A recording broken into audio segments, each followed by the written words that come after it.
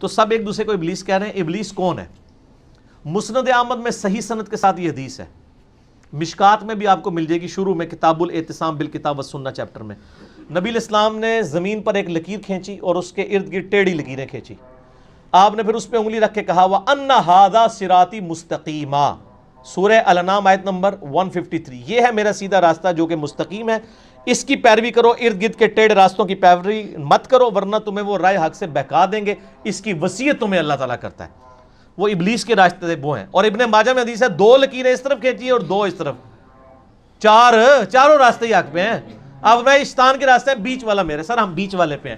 امام اعظم محمد رسول اللہ صلی اللہ علیہ وسلم. اماموں کو ہم برا نہیں کہہ رہے, حضرت عیسیٰ علیہ السلام کے نام پہ عیسائیت کو ہم برا کہتے ہیں. امام حنیفہ, امام شافعی, امام مالک, امام احمد بن حنبل کے نام پہ فرقوں کو برا کہتے ہیں. ان اماموں کو تو ہم انہی کی تو حدیث کی کتابیں یہاں رکھی ہوئی ہیں الحمدللہ.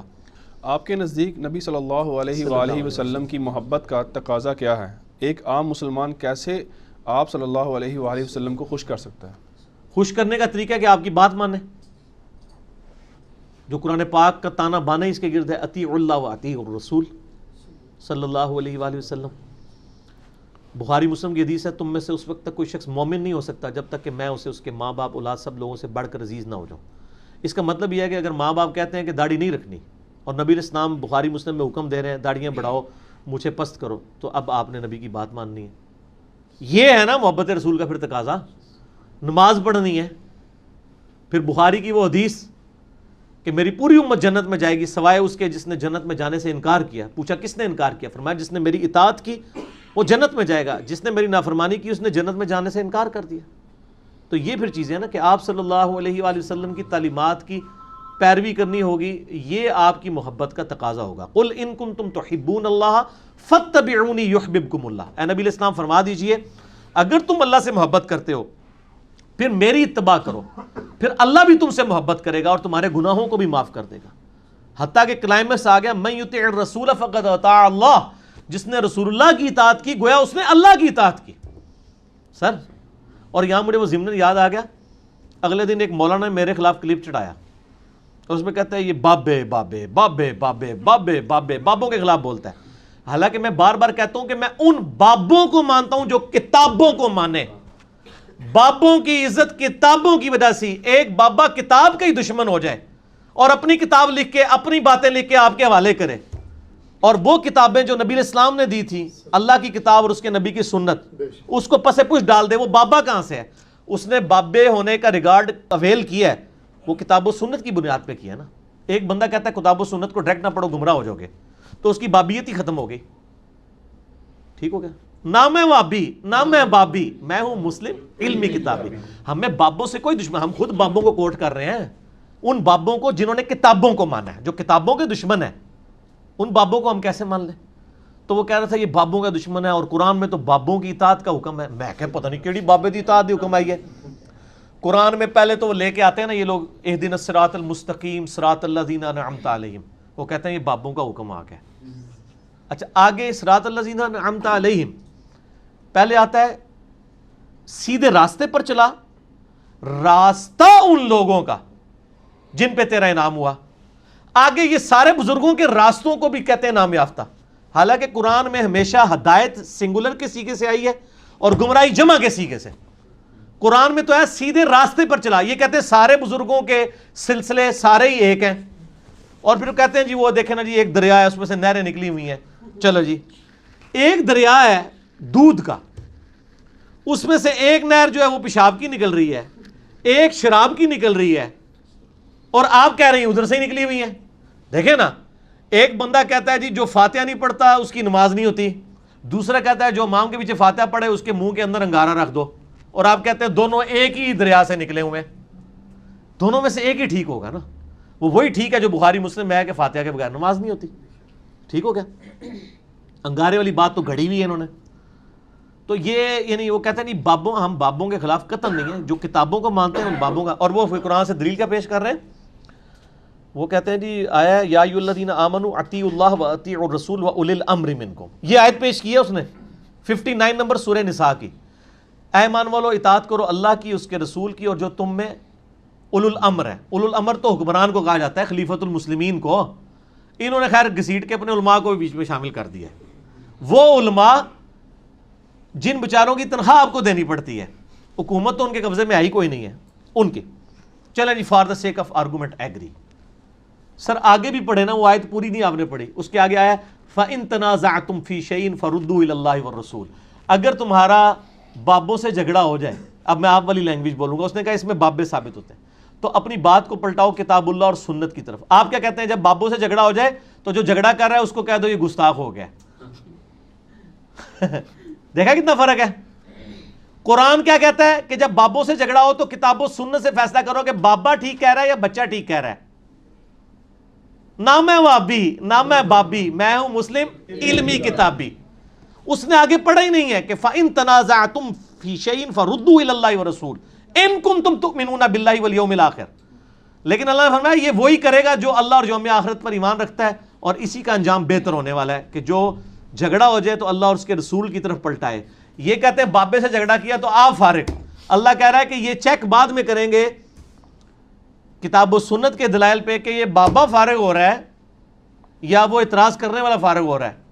تو میرا تو خیال ہے اکثر آپ کے بابے وہ والے فارغ ہو جائیں گے, کیونکہ وہ اعتراض کتاب و سنت سے ہو رہا ہوتا ہے. اچھا پھر بابے بھی صرف اپنے, یہ غلط کہتے ہیں. ان کو کہنا چاہیے کہ ہمارے فرقے کے بزرگ, جو یہ کہتے ہیں نا بزرگوں سے علماء کو دیکھ کے چلیں. اگر یہ کوئی بریلوی آپ سے کہہ رہا ہے ان کو کہ بالکل جی آپ کی بات بالکل ٹھیک ہے, ہمیں دیکھنا چاہیے جو طارق جمیل صاحب فرماتے ہیں نا وہ آپ لے کے چلیں. وہ کہے گا تو ہے گستاخ ہے. اور اگر کوئی دیوبندی کہہ رہا ہو نا جی علماء سے پوچھ کے چلیں, ٹھیک ہے, تو اس کو کہ بالکل میں نے ارادہ کیا ہے کہ ڈاکٹر تعلق قادری صاحب سے پوچھ کے چلوں گا. وہ کہے گا آئی گمراہ ہے. تو سر یہ اپنی ورڈک آپ چینج کریں, آپ کہا کریں ہمارے فرقے کے ہمارے علماء کے ڈکلیئر کیے ہوئے بابے, تاکہ پتہ چل جائے کہ جد آپ کے اپنے ہی بابے کامن نہیں ہیں. لیکن سر ہم نے جو بابا پکڑا ہوا ہے نا وہ کامن ہے.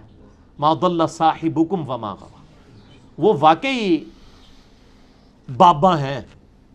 آپ کو پتہ ہے یہ بابا, میرے بچے مجھے بابا کہتے ہیں. یہ لفظ بیسیکلی پاپا جو ہے نا انگلش کا لفظ, اسی کی عربی میں, جو کہ عربی میں پے نہیں ہوتی ہے نا, تو یہ عربی بھی اپنے جو ماں باپ کو نا بابا ہی کہتے ہیں. وہ وہاں سے اردو میں ٹریول ہو گیا. لو جی آج نویں گل لے جاؤ. یہ پاپا کی ٹرانسلیشن ہے بابا. تو ہمارے بابا کون ہیں؟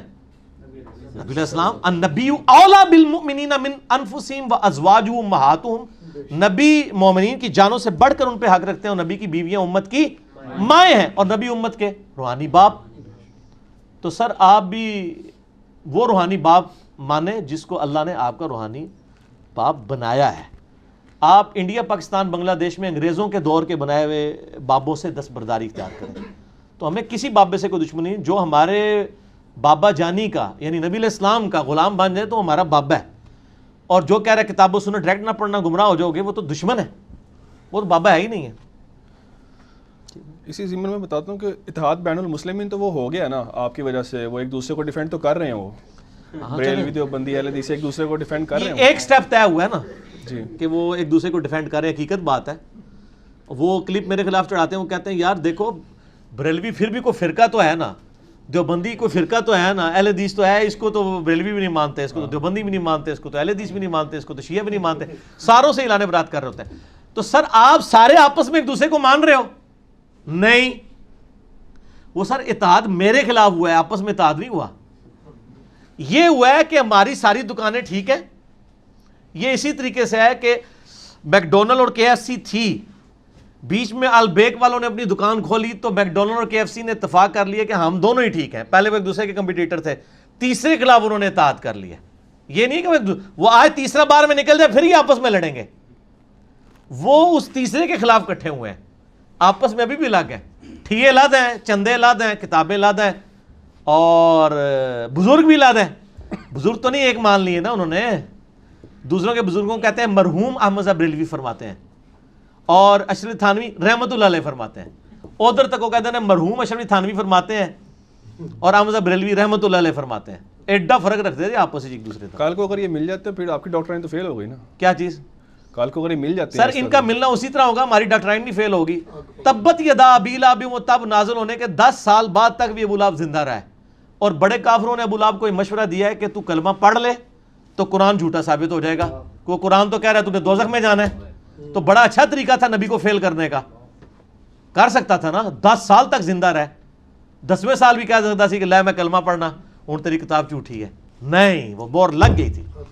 تو انشاءاللہ تعالیٰ ان کے اوپر موریں لگی ہوئی ہیں, اور یہ ہم نے نہیں لگائی نا, ہم دعویٰ کر رہے ہیں, اس لیے کہ جو گمراہی کے راستے کے اوپر چلتا ہے نا, اللہ تعالیٰ اس ختم اللہ علی قلوبہم وعلی سمعہم وعلی ابصارہم, اور ہمارے پاس غیبی خبر بھی موجود ہے. نبی علیہ السلام فرمایا کہ میری امت 73 فرقوں میں بٹے گی.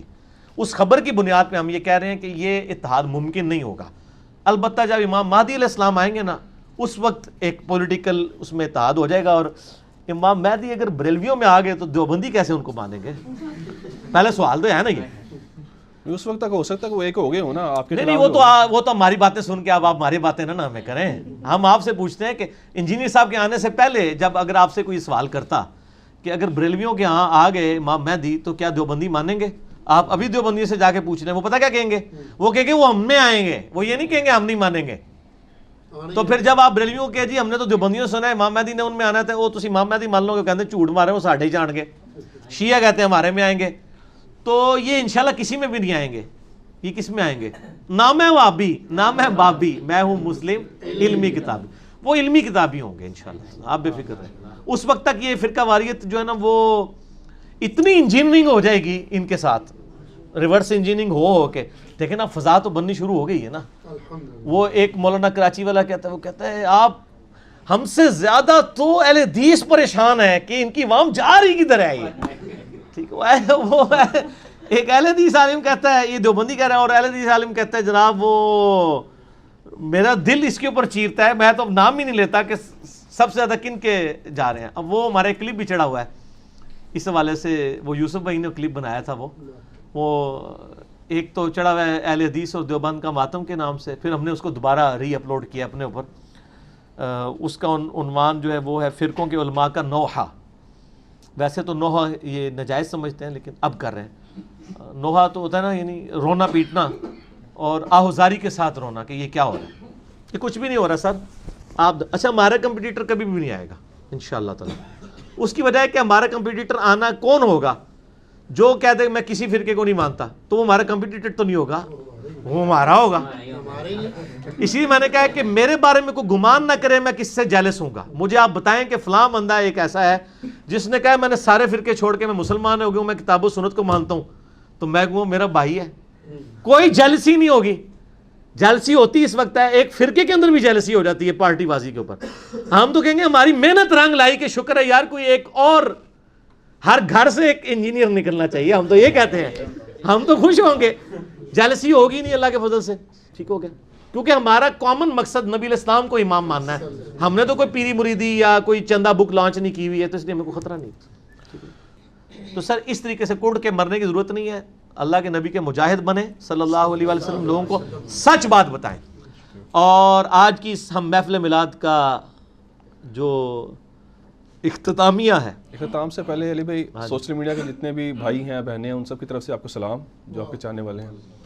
علیکہ وعلیہم السلام اجمعین. اور ان سے بھی میں ان کے لیے بھی دعا کروں گا, وہ میرے لیے دعا کریں جو بخاری مسلم میں آئی ہے, اللہم ربنا آتینا فی الدنیا حسنہ وفی الآخرۃ حسنۃ وقنا عذاب النار. تو سر ہم اختتامیہ کرتے ہیں وہ جو آج کل ایک بڑا مشہور ہے شعر, کون سا؟ نہ میں وابی نہ میں بابی, میں ہوں مسلم علمی کتابی. ٹھیک ہو گیا جی. اللہ تعالیٰ سے دعا ہے جو حق بات میں نے کہی اللہ تعالیٰ ہمارے دلوں میں راسخ فرمائے. اگر جذبات میں میرے منہ سے کوئی غلط بات نکل گئی اللہ تعالیٰ ہمارے دلوں سے معاف کر دے اور اسے معاف بھی فرما دے. ہمیں کتاب و سنت کی تعلیمات پر عمل کر کے دوسرے بھائیوں تک پہنچانے کی توفیق عطا فرمائے. سبحانک اللہم و بحمدک اشہد ان لا الہ الا انت استغفرک و اتوب الیک. صلو علی الحبیب اللہم صلی علی محمد وعلی آل محمد کما صلیت علی ابراہیم وعلی آل ابراہیم انک حمید مجید. اللہم بارک علی محمد وعلی آل محمد کما بارکت علی ابراہیم وعلی آل ابراہیم انک حمید مجید. وما علینا الا البلاغ المبین. جزاکم اللہ خیرا.